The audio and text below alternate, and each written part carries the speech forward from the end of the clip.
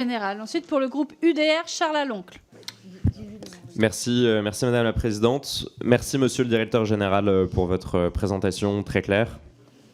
Votre groupe, qui porte l'héritage d'un des fleurons de notre industrie, s'est par le passé toujours illustré par sa quête permanente de l'innovation.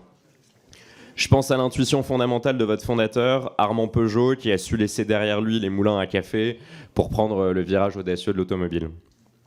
Seulement voilà, ces derniers mois et cette semaine encore, la presse s'est fait écho de défaillances techniques plutôt préoccupantes. Il y a d'une part les moteurs à essence PureTech qui connaissent un vieillissement accéléré. Il y a d'autre part les airbags Takata, dont vous avez organisé un rappel, il me semble, le 3 mai dernier. Vous avez sans doute conscience de tous ces automobilistes affectés par ces pannes. Ils sont interdits, malgré eux, de pouvoir utiliser leurs moyens de transport. J'ai été contacté par certains dans ma circonscription et ils m'ont tous fait part de leur détresse de voir leur véhicule immobilisé sans aucun dédommagement. Et puis la semaine dernière encore, l'Argus nous informait que certaines de vos boîtes hybrides présentaient de sérieuses anomalies.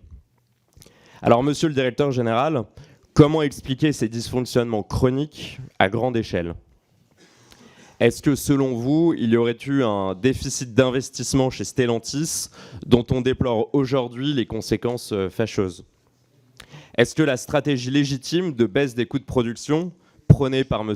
Tavares a conduit à amputer également les crédits alloués au contrôle qualité ? Et enfin, ma dernière question, et vous aurez suffisamment de temps, je pense, pour y répondre, et peut-être la plus importante, est-ce que, selon vous, l'impératif du tout électrique qui est prévu pour 2035 vous a conduit à ralentir vos investissements dans les modèles à essence, au point d'ailleurs de remettre en cause leur propre sécurité ? Pour toutes ces réponses, Monsieur le Directeur Général, merci beaucoup. Merci, Monsieur le Directeur Général. Vrai sujet d'ordre 1. Est-ce qu'on fait un trade-off entre qualité et productivité ? La réponse... Est-ce que vous m'entendez ? C'est bon ? Ça marche ? Oui. La réponse est non. Nous avons en face de nous 3 sujets. D'accord ? Le premier est relatif aux airbags. Vous avez parlé d'une défaillance airbag Takata. Ceci date de 2012. Fournisseur japonais, par ailleurs en faillite, ayant disparu des radars. Là, on est juste en train d'écoper ce qui s'est passé en 2012. Ça n'a rien à voir avec un choix d'investissement quelconque. D'ailleurs, Carlos, à l'époque, n'était même pas patron de PSA. Donc là, on a en face de nous un truc qui nous est tombé dessus, et d'ailleurs pas que nous.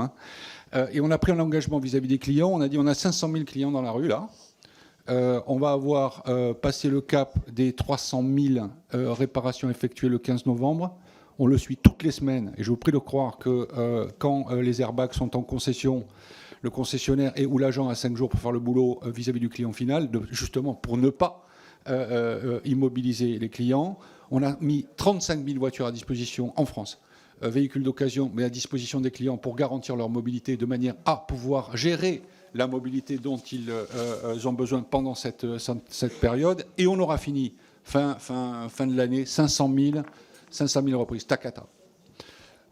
Airbag japonais. C'est pas un low cost japonais. C'est juste voilà, une défaillance de ce fournisseur-là qui a touché pas mal de gens. PureTech, c'est un moteur qui a été élu 2 fois, je crois, moteur de l'année, 2017-2018. Et donc là aussi, conçu bien avant, d'ailleurs, la naissance même de Stellantis, et sur lequel on a eu un sujet.